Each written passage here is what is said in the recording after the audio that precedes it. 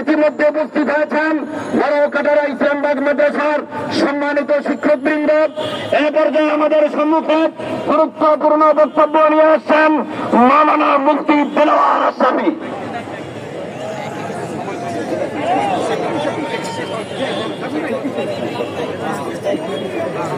আলহামদুলিল্লাহ রাব্বিল আলামিন والصلاة والسلام على سيد الأنبياء والمرسلين।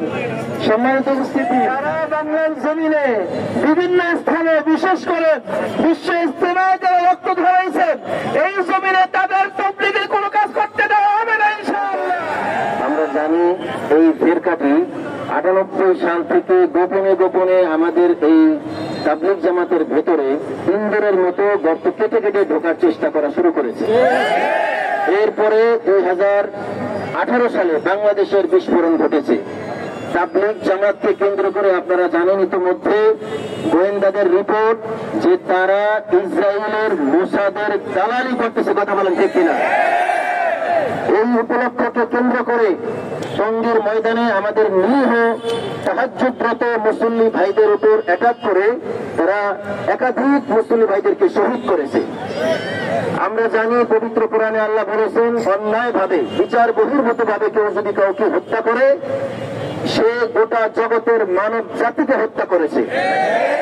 বুঝে গেল তারা আদতে যদিও মুখে বলে যে আমরা মানুষের কল্যাণ চাই, কিন্তু তাদের কার্যকলাপ প্রমাণ করেছে কোরআনের ভাষায় তারা কল্যাণ নয়, গোটা মানব জাতিকে ধ্বংস করার থানার মধ্যে।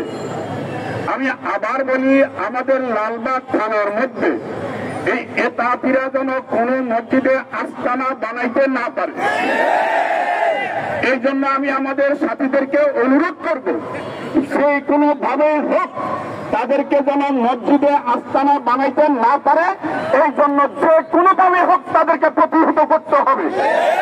আমাদের লালবাগ থানায় কয়েকটা মসজিদ তাদের আস্তানা আছে, প্রয়োজন মতে আমাদের লালবাগ সমস্ত ওলামায়ে কেরাম যাইয়া হইল তাদেরকে সেখান থেকে প্রতিহত করতে হবে। অনুসারী যারা আছেন তাদেরকে স্পষ্ট ভাষায় বলে দিতে চাই, যে সমস্ত ওলামায়ে কেরাম হাদিসের মসজিদে বসে আল্লাহ রাসূলের হাদিস পড়ান, ওই সমস্ত ওলামায়ে কেরাম নিজেদের জীবন দিয়ে হলেও আপনাদেরকে এই বাংলার জমিন থেকে উৎখাত করে ছাড়বে ইনশাআল্লাহ। বিশেষ করে পুরান ঢাকার এই লালবাগ মাদ্রাসার থেকে আয়োজিত আজকের এই বিক্ষোভ মিছিল থেকে আমরা অন্তত পক্ষে এতটুকু বলতে পারি, লালবাগ থানাধীন কোন মসজিদের মধ্যে দাওয়াত তাবলীগের মেহনতের নামে বাতিল মেহনত করবে আর উম্মত ওলামায়ে কেরাম রাত্রি বেলা বসে থাকবে, এটা কোশ্চিনকালে হতে পারে। মানুষের উপরে যারা হামলা করে আর যা হোক, এটা দাওয়াত তাবলীগ হতে পারে না। ঘুমন্ত মানুষের উপরে এই টঙ্গীর এই ময়দানকে কলুষিত করেছে, বাংলাদেশকে পৃথিবীর কাছে ছোট করিয়েছে। এই টুপি দাড়ি নামক লেবাসদারি মুনাফিকদেরকে বাংলার জমিনে এখনো রুখে দিতে হবে, আর সময় দেওয়া যাবে না।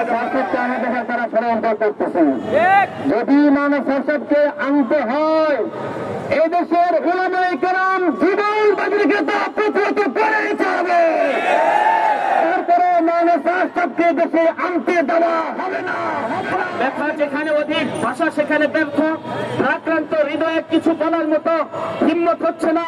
শুধু এতটুকুই বলবো, আমরা বিভিন্ন যুগে যেভাবে রক্ত দিয়েছি, 47-এ রক্ত দিয়েছি, 71-এ রক্ত দিয়েছি, আমরা 24-এ রক্ত দিয়েছি, ঠিক তেমনি ভাবে সাদিয়ানীদেরকে নিষিদ্ধ করার জন্য, সাতকে চিরতরে আসা বন্ধ করার জন্য, বাংলার জমিনে সাদিয়ানীদের কার্যক্রম নিষিদ্ধ করার জন্য আবার প্রয়োজনে রক্ত দিই ইনশাআল্লাহ।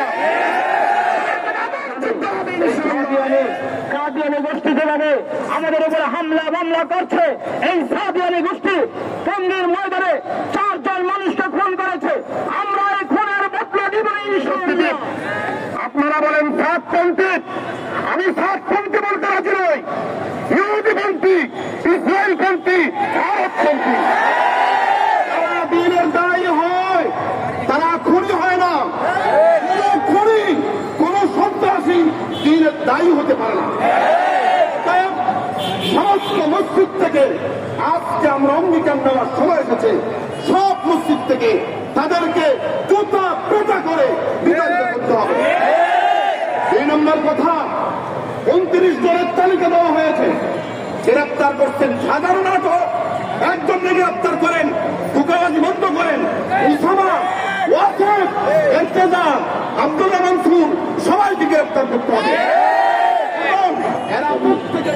সংগ্রামী তাওহীদি জনতা, কথা পরিষ্কার, 7 গ্রুপ, এরা মুসাদের দালাল, ভারতের দালাল। ইসকন লীগ, রিকশা লীগের পরে 7 লীগ হয়ে বাংলাদেশে নতুন করে 18 তারিখে দিবাগত রাত্রে তাহাজ্জুদরত মুসল্লিদেরকে নৃশংসভাবে হত্যা করে এরা খুনি হিসাবে প্রমাণিত হয়েছে। সুতরাং আমাদের দাবি পরিষ্কার, ইজতেমা একটাই হবে, 7 গ্রুপের কোন ইজতেমা এই বাংলাদেশে হতে দেওয়া হবে না।